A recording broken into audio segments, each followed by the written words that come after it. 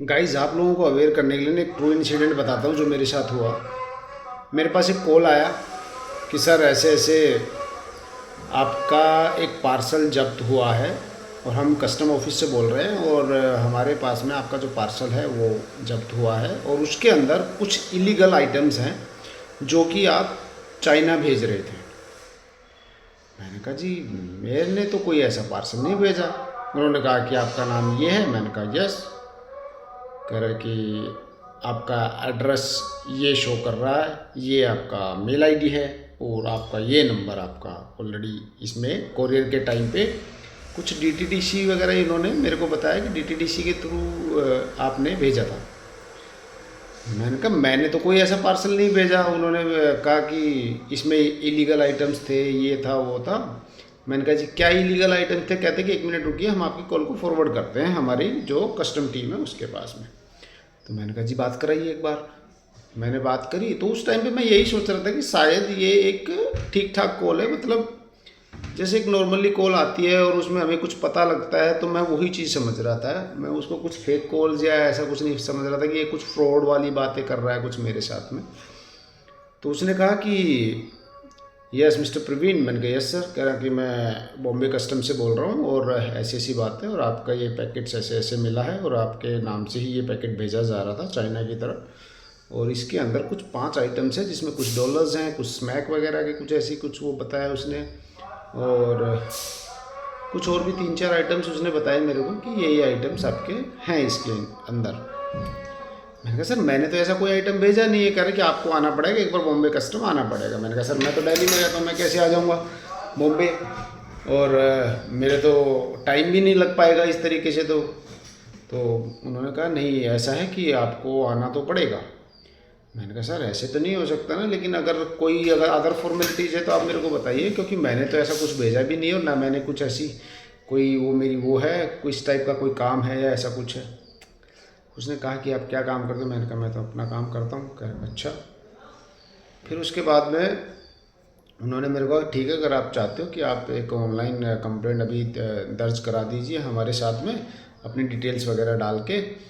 मैंने कहा डिटेल्स मैं दे देता हूँ, आपको क्या चाहिए? तो उन्होंने पूछा कि आधार नंबर वगैरह ये जो भी है मैं आपको एक व्हाट्सअप कर रहा हूँ, उसके ऊपर आप हाय हेलो पे आप मेरे को सारी डिटेल्स अपनी डालिए, आपका date of birth, Aadhaar number, PAN card number और आपके जिस अकाउंट से ये ट्रांजैक्शन हुई है वो अकाउंट नंबर, उसका आईएफएससी कोड वगैरह, क्योंकि आपने क्रेडिट कार्ड के थ्रू पेमेंट करी है। हाँ, तो क्रेडिट कार्ड का नंबर। मैंने कहा यार ठीक है सर, वो डिटेल्स मैं देखता हूँ, लेकिन मैंने तो पेमेंट करी नहीं। करी कि ये सो एंड सो ये कार्ड नंबर है आपका। कार्ड नंबर था उसके पास में मेरा। मैंने कहा ऐसा है जी, कोई बात नहीं, मैं डिटेल्स आपको भेजता हूँ। उसने मेरे को हाय हेलो किया, उसके बाद मैंने उसको डिटेल्स वगैरह लिखनी।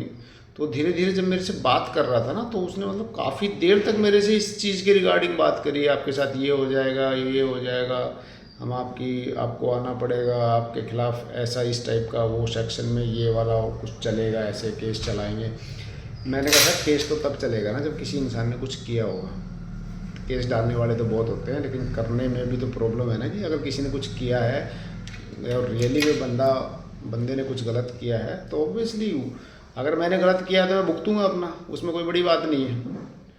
कह रहे कि नहीं आपको पता नहीं है ये बहुत बड़ा एक क्राइम है, ऐसे वैसे इसको उस एक्ट में लेते हैं और ये तो मैं मतलब उसको थोड़ा सा सीरियसली समझ रहा था कि शायद भाई कुछ ऐसी चीज़ हुई हो जो हमारी आईडी वाईडी यूज़ करके किसी ने कर दी हो, या भाई क्योंकि कह रहे कि आपने कहीं आपकी आईडी दी थी, ये था वो था। मैंने कहा हाँ आईडीज तो जाती ही रहती है किसी न किसी के पास में, किसी न किसी काम से, कभी कोई कनेक्शंस लेने हैं, कुछ और चीज़ें हैं या कुछ भेजना है। और रही बात क्रेडिट कार्ड की डिटेल्स, वो भी किसी के पास जाना कोई इतनी बड़ी बात तो है नहीं। तो बोले कि ऐसा है, आप एक काम कीजिए, आप अपना वो मेरे को डिटेल्स भेजिए। मैंने कहा ठीक है सर। उसमें उसने लिख रखा था ये डिटेल वो डिटेल वो डिटेल। तो थोड़ी देर के बाद में मेरे को ऐसे लगा, मैंने उसको नाम वाम तो अपना भेजा, नाम भेजा, अपना एड्रेस भी डाल दिया मैंने। पैन कार्ड मैंने उसको नहीं दिया नंबर, ना उसको क्रेडिट कार्ड की डिटेल्स थी, और अपना आधार का मैंने नंबर भी बता दिया। मैंने कहा Aadhaar number is not a big issue, मैं बता देता हूँ अगर कुछ ऐसी बात होगी। तो उसके बाद वो कहता है कि आपका क्रेडिट कार्ड की डिटेल, उसका जो पीछे का कोड वोड जिसके थ्रू आपने ट्रांजेक्शन्स करी हैं, या आपका यही नंबर का क्रेडिट कार्ड।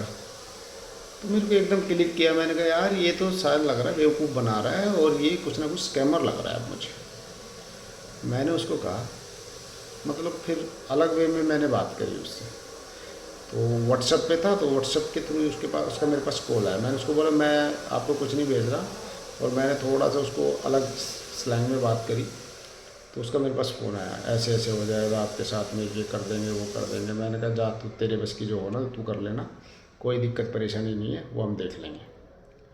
तो वो एक तरह से मतलब ऐसे डराने वाली बातें करने लग गया, नहीं ये कर देंगे कस्टम से, अभी दिल्ली कस्टम में हम आपका डिटेल्स भेजते हैं, फलां तिकड़ा ये वो। मैंने कहा भाई तेरे से जो बने ना तू वो कर लेना, और मैं तेरे को कुछ नहीं भेजने वाला हूँ। उसको भी मैंने उल्टा सीधा सुनाना शुरू कर दिया, तो वो भी कुछ ना कुछ उल्टा सीधा बोल रहा था, ऐसे वैसे ये वो कर देंगे, आपका ये हो जाएगा, फलां हो जाएगा, तिकड़ा हो जाएगा।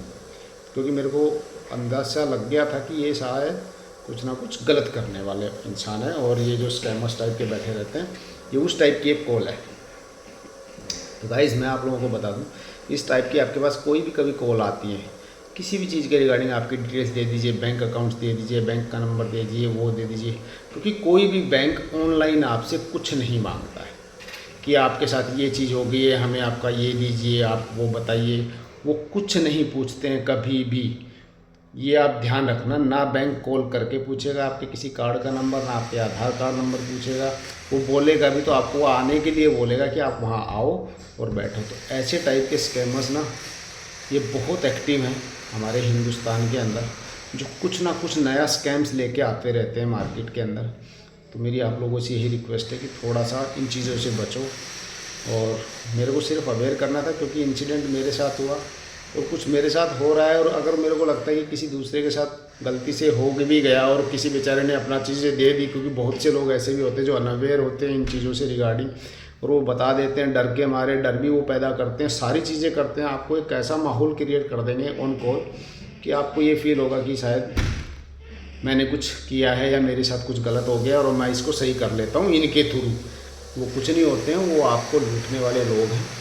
तो ऐसे लोगों से प्लीज़ बचो, और इस वीडियो को आप जितना शेयर कर सको ताकि कोई दूसरे भाई को भी कोई दिक्कत परेशानी ना हो, वो भी बच जाए। तो बस यही रिक्वेस्ट है आप लोगों से, प्लीज़ इसको शेयर करना, लाइक वाइक आपको देना दो, नहीं देना मत दो। ये सिर्फ एक अवेयरनेस के रिगार्डिंग मेरी तरफ से एक मेरा छोटा सा इंसिडेंट था जो मैंने आपको बता दिया। जितने भी इंसिडेंट्स मेरे साथ हुए, मैं थोड़ा सा कुछ ना कुछ देखता रहता हूँ कि पीछे क्या हुआ, कैसे हुआ। अगर कुछ मेरे को कुछ करंट में कोई चीज़ें आ रही हैं तो मैं आपके साथ शेयर करने में मुझे कोई हेजिटेशन नहीं है, ना मेरे को कोई तकलीफ़ है इन सब चीज़ों से, ना मेरे को कोई शर्म है कि मेरे साथ हो गया तो मेरे परिवार को क्या पता लगेगी ये बात है। क्योंकि ऑब्वियसली मैं वीडियो डालूंगा तो फैमिली तक भी जाती है, सब जगह जाती हैं, बट भाई हुआ है तो बताने में क्या शर्म है। कम से कम कुछ ऐसे ट्रैप में ना फंस जाए इंसान की चलता रहे trap trap trap trap trap, और एक दिन आदमी को कोई उस ट्रैप में ले जाए। तो आप लोग भी प्लीज़ इन सब चीज़ों से अवेयर रहें, किसी भी इंसान को अपनी ऐसी डिटेल्स ना दें।